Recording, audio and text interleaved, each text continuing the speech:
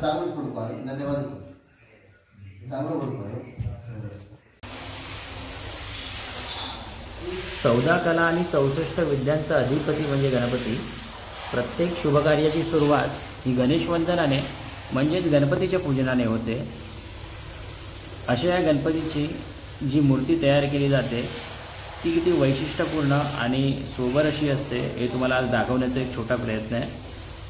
कलाकार कुठलाही छोटा आणि मोठा नसतो, तर ज्याने जे काम केलेलं आहे त्याच्याने तो महान होत असतो। नमस्कार, माझं नाव आहे आकाश आणि मी आपल्या यूट्यूब चॅनलवरती आपलं सहर्ष असं स्वागत करीत आहे। आज आपण जे नवीन गोष्ट बघणार आहे आपल्या व्हिडिओमध्ये ती म्हणजे आपण एका मूर्तिकाराला भेट देणार आहोत, जुन्या गणपतीच्या शाळेला भेट देणार आहोत। ती शाळा आहे निरोपमध्ये, पहिल्या वाडीत आहे करून। खूप जुनी शाळा आहे, 3 पिढ्यांपासून ही शाळा चालत आलेली आहे। यांचे स्वतः आता मालक आहेत ते आणणार आहोत आणि यांनी प्लेशर ऑफ पॅरिस सोडून मातीचे गणपती आणि शाडूच्या मातीचे गणपती तयार करायला सुरुवात केली आहे। त्यांना आपण भेट देऊन त्यांना विचारूया की त्यांचं या शाळेबद्दल आणि गणपतीबद्दल मूर्ती बनवताना कोणत्या कोणत्या गोष्टींना त्यांना सामोरं जावं लागतं आणि त्यांचे जे अनुभव आलेले आहेत ते मांडतील। तर त्यांना भेट दिल्यानंतर त्यांच्याकडनं हे जाणवतं। खूप सारे गणपती इथे तयार झालेले आहेत, काही कामं बाकी आहे की उद्यामध्ये पूर्ण होतील।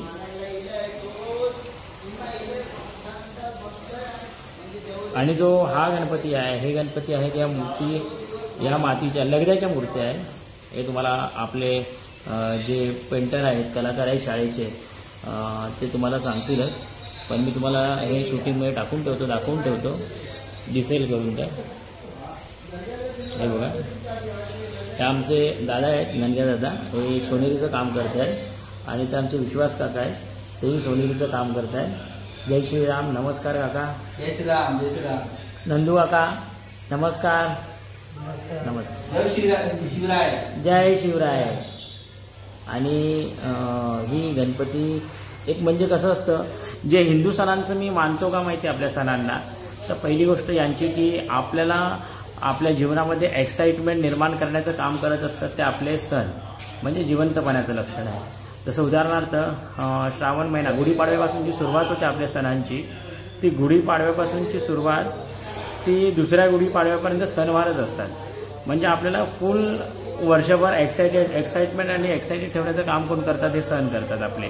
जसं गुढीपाडव्यानंतर सणांची सुरुवात झाली, श्रावण महिना आला, त्याच्यानंतर नागपंचमीनंतर आपल्याला गणपती, दही गोपाळकाला, त्यानंतर गणपतीनंतर नवरात्रीनंतर दिवाळीनंतर हे सणवार आपले चालू होतात करून पूर्णपणे। म्हणजे आपल्याला जगण्याची एक उमेद आणि खूप एक्साइटमेंट असते की हा सण आला, तो सण आला, म्हणजे एक्साइटमेंटवाले आपले हे सण आहेत करून पूर्ण।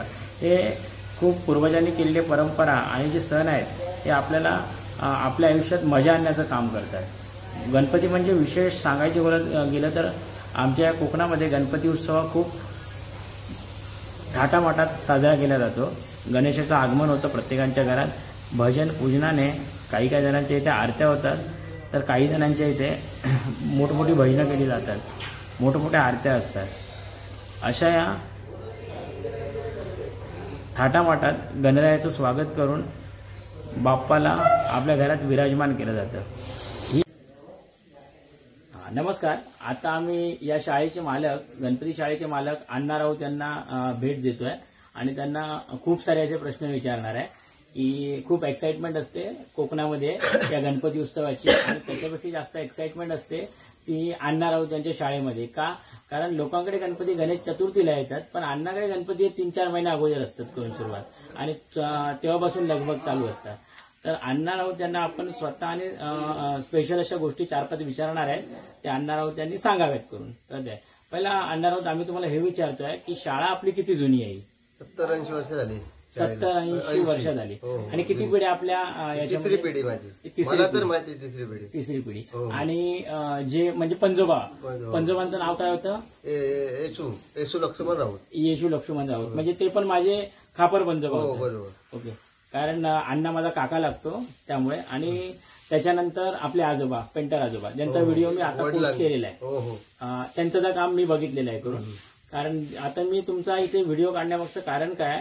कारण जी पाठी तुम्हाला जागा दिसते त्याच इथे ह्या शाळेतच काम केलेलं आहे त्यांनी. गणपती इथेच असायचे, इथेच बनायचे, इथेच सुकायचे, कलर काम वगैरे सगळं याच सोप्यात केलेलं आहे करून.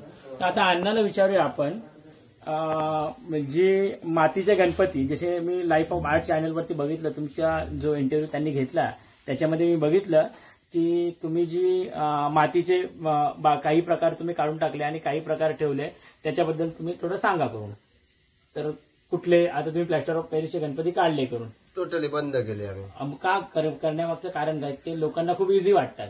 इझी वाटले तरी विरघळणं शक्य होत नाही तेवढं. बरोबर, इको फ्रेंडली नाही. हो बरोबर, कारण तुम्ही धरणातले व्हिडिओ आपण बघितले. आमचे गणपती स्वतः मी माझ्या डोळ्याने बघितले. काही गणपती तसेच राहिले, एक वर्षभर तसेच होते धरणात. आमच्या धरणात जवळजवळ 3-4 पुरुष म्हणजे 20 फूट पाणी आहे जवळजवळ. बरोबर, त्या पाण्यात सुद्धा वेगळे जानेवारीपर्यंत पाणी असतं त्या धरणामध्ये, तर ते वेगळे नाही. त्याच्यामुळे आम्हाला ते बघून कसं तरी वाटायला लागलं गणपती विरघळले नाही ते. बरोबर, कारण आपण तुम्ही एवढ्या दिवसांनी मूर्ती बनवता आणि त्याच्यानंतर अशी विटंबना होते करून, ते बरोबर नाही वाटत. बरोबर. मग मी काय बोलतो, मग जर तुम्ही प्लॅस्टर ऑफ पॅरिस जर नाही वापरत तर कुठली माती आणि कुठलं मातीचा वेगळा प्रकार घेऊन आला? प्रकार म्हणजे आता एक आपले लगद्याची माती येते. लगद्याची माती? हो, म्हणजे प्लॅस्टर पेक्षा हलके, म्हणजे प्लॅस्टर सारखेच हलके गणपती. बरोबर, हो, इजी एकदम. आणि कामाला पण माती सारखे, मातीच ती माती प्लस त्याच्यात लगदा वगैरे मिक्स करून ते म्हणजे तयार पण येते. आणि इजी, कामाला पण इजी, न्यायला पण इजी लोकांना असं. आणि मी काय बोलतोय की जो आता मातीचे गणपती असतात ते वेगळे असतात आणि लगद्याचे गणपती वेगळे असतात, असं असतं? नाही नाही नाही नाही नाही, त्याला माती मिक्सच असते. त्याच्या मातीच सारखे गणपती दिसणार, फक्त त्याच्यात लगदा मिक्स असतो. लगदा माती म्हणजे पेपर वगैरे गोंद वगैरे मिक्स करून हलके केलेले असतात त्याच्यात. बरोबर, म्हणजे पातळ व्हावं लागतं. म्हणजे इझीरित्या आपण त्यांना इथून तिथून घेऊन जाऊ. मी आता जवळजवळ 25 ते 30 गणपती बनवले त्याच्यातले. अच्छा, लगद्यामध्ये? हो. आणि बाकीचे गणपती ते आपल्या रेग्युलर मातीमध्ये, आपल्या शाडूच्या मातीमध्ये. अच्छा, शाडूच्या हो. अच्छा, मला अजून एक प्रश्न विचारायचा होता की तुम्ही जे शाडूचा मातीचा गणपती बोलताय आणि ह्याचा गणपती, तर त्याला कलरचा वगैरे काय फरक वगैरे काय पडत नाही? काय नाही, आपल्यावर असतो. फिनिशिंग जर केलं तर प्लॅस्टरचे पण गणपती फिके पडतात त्याच्यासमोर. बरोबर गणपती. आणि अजून एक मला विचारायचं होतं की जी पहिल्याची जे गणपती बनायची त्यावेळेला जी माती वापरायची ती आपली गावठी माती असायची. ती इकडनं कुठून हाणायची, ते म्हणजे बुधवळ्यातनं वगैरे हाणायची माती. मग ती हाणून इथे गावातले तेव्हा भरपूर जण यायचे म्हणजे मत्तीला. बरोबर. आणि तिथे काय काय प्रकार करायचे पहिला? म्हणजे मी असं ऐकलेलं की असे खडे पहिले बाजूला काढायचे आणि नंतर ती माती तयार करायची झेजून असे. ढिपळ्यान झेजायची आणि त्यानंतर ते माती आपली ह्याच्यासारखी बारीक करून मग नंतर ह्या मातीसारखी ती माती करून मग गणपती वगैरे बनवायचे. मी काय बोलतोय की तेव्हा ते साच्याचे गणपती असायचे? हो, साच्याचे. हाती साच्याचे सर्व मिक्स. पहिला म्हणजे हाती गणपती बनवलं त्याचे साच्या मारायचे करून, म्हणजे पहिला हाती गणपती ते बनवायचे आणि ती पण माती तेवढी टिकाऊ असायची. बरोबर, की त्यात मिक्सिंग वगैरे. आणि मी काय बोलतो, तुमच्या समोर तुम्ही जेव्हा गणपती बनवायला सुरुवात केली, म्हणजे आजोबांनी जेव्हा तुमच्या समोर गणपती बनवले तेव्हापासूनच तुम्ही हेच करायचं आहे? म्हणजे आता कसं आहे की काही लोक काय करतात की हे करतायत करून, तर मला दुसरं काम करायचं आहे करून. पण तुम्ही तेव्हापासून ते आतापर्यंत वडिलांची जागा घेऊन चालवलं करून इथपर्यंत गणपती घेऊन येईल. ही कला तुम्ही तेव्हापासूनच शिकायला सुरुवात केली की तुम्हाला आवड होती? नंतर वडील झाल्याच्या नंतरच हातात घेतलं. मग तुमच्या हाताने झालं. बरोबर. आणि तुम्ही परिपूर्ण न्याय दिला. आता मी बघतोय तुम्हाला दिसत असेल ते त्यांच्या पाठी जो गणपती बनवलेला आहे तो ओके पोझिशन वाला गणपती आहे बघा. तो गणपती तयार झालेला. आणि असे किती गणपती आहेत त्यांना? 70 गणपती आहे टोटल. 70 गणपती आहे. आणि हे जे 70 गणपती आहेत त्याच्यामधले कित्येक गणपती मी असे बघितलेले आहे की धनगरवाड्यातून जायचे अगोदरच्या वेळेला, ते टोपलीतून जायचे करून आणि रेबोली पासून टोपलीतूनच जायचे गणपती करून. आणि असे बाहेरचे गणपती किती असतील तरी? बाहेरचे आहेत आता 4-5 आहेत गणपती. 4-5 आहेत. आणि अजून एक कौतुक सांगायचं म्हणजे की हे वन मॅन आर्मी आहेत. यांच्या जोडीला काही काही मंडळी असते, कारण तुम्हाला माहिती असेल गावामध्ये आता माणसंच कमी झालेली आहेत करून. आता प्रत्येक गोष्टीत त्यांना मदत करतात. तर त्यांच्या मिसेस म्हणजेच आमच्या निशा वहिनी यांचंही आम्ही या आमच्या व्हिडिओमध्ये स्वागत करतो आहे. त्यांचं काम म्हणजे प्रत्येक उरलेली सुरलेली गोष्ट, प्रत्येक गोष्ट त्यांना सहकार्याने साथ देणं. त्याच्यानंतर कधी कधी ते कलर काम करू करवतात. त्यानंतर प्रत्येक ऑलराऊंडर गोष्टी शिकलेल्या आहेत त्या. त्यांचंही आम्ही मनपूर्वक स्वागत करतो आणि धन्यवाद करतो. त्या सावलीप्रमाणे त्यांच्या सोबत असतात अण्णा राऊत यांच्या. वहिनी इथे नमस्कार करा. हो आकडी नमस्कार करा. नमस्कार. आणि ही त्यांची मुलगी, ही आमची आर्या, ही पण करून. आणि हिने हकडचे सगळे उंदीर जेवढे आहेत तेवढे अगोदर हिनेच काढलेले आहेत सगळे साच्यामधून. आता ते काम करतोय आपला अथर्व. ओके. आज काम काय केलंस तू? तुझा कायचा काम म्हणजे काय काय केलंस? प्रभावळी रंगवणं वगैरे, बाकी काय? पाणी मारलं म्हणजे गणपती ते आतमध्ये आहेत त्यांचं पाणी मारलं. आणि बाकी काय काम? कलरचं काय काम केलं? धोत्रा वगैरे काढूचं काम. आणि अथर्व काय करता? अच्छा अच्छा, प्रभावळीच्या मागे. म्हणजे पूर्ण फॅमिली या कामात त्यांच्या इन आहे करून. तर बघा आकडी तो अथर्वा, ते उंदीर बनवलेले उंदीर इकडे आहेत आणि ते स्वतः मालक इकडे आहेत. मोबाईल बघतायत हे बघा. हे आता आपण आमचे हे विश्वास काका आहे, त्यांना विचारूया आपण की या गणपती शाळेत ते अधूनमधून म्हणजे मी जेव्हा जेव्हा येतो तेव्हा हे असतात इथे. आणि कुठे सोनेरी रंगवणं बाकी सगळी कामं चालतात. आता त्यांना विचारूया त्यांचा अनुभव काय. तो काका काय सांगता तुम्ही? सांगतो म्हणजे मला याची मुळात म्हणजे आवड आहे, पेंटिंगची जास्त आवड मला. बरोबर. त्यामुळे आमचा भाऊ अण्णा त्याला थोडी मदत करायसारखी वाटते आणि गणपतीची सेवा पण त्यातून घडते. बरोबर. असं माझं उद्दिष्ट आहे. बरोबर. त्या निमित्ताने मी थोडंसं काम करायला इथे येतो. बरोबर. नमस्कार. आता मी आमचे सेकंड कलाकार म्हणजे ननगेदादाला मी इथे खूप कित्येक वर्षापासून बघतोय करून. अगोदर असतो तो आणि गणपतीला मदत करण्यासाठी अगोदर असतो. तर त्याला विचारूया दोन शब्द. ननगेदादा मोरया.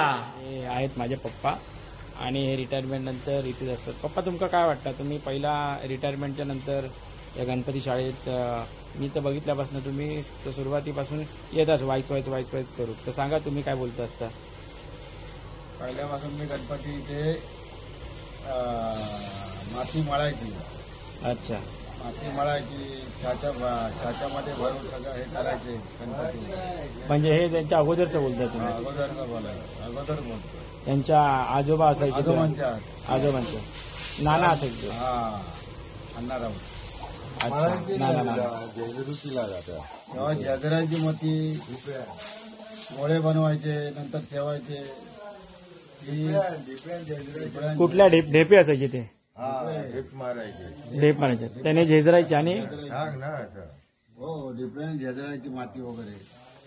आणि ती मग नंतर छाच्यात भरून सगळे छाच्यात हे काढायचे. अच्छा. आणि आता तुम्ही रिटायरमेंट नंतर हे बहुतेक काम करता? आता रिटायर झाल्यानंतर इकडे आलं गणपती जरा काय करायचं. आणि सोनेरी कलर वगैरे बाकी सगळे कलर शेले वगैरे मारतास का?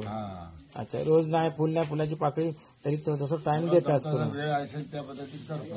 बरोबर तुम्हाला. ओके. धन्यवाद तुम्ही सांगितल्याबद्दल. हे आमचे परममित्र विराज राऊत आहेत, भाऊ आहेत आमच्यासोबत आलेले आहेत. कारण आमच्या गावचे गणपती लय आवडतात. तुम्ही पण दोन शब्द बोला आणि गणपतीची मजा घ्यावा. बरोबर. कारण जी मजा थंयच घेण्यात मजा करून कळतं. नंतर येतात लेट येतात त्या मजा नाही करत. आणि माझ्यामध्ये तर माणसाने 2 सुट्ट्या टाकून ठेवतोय.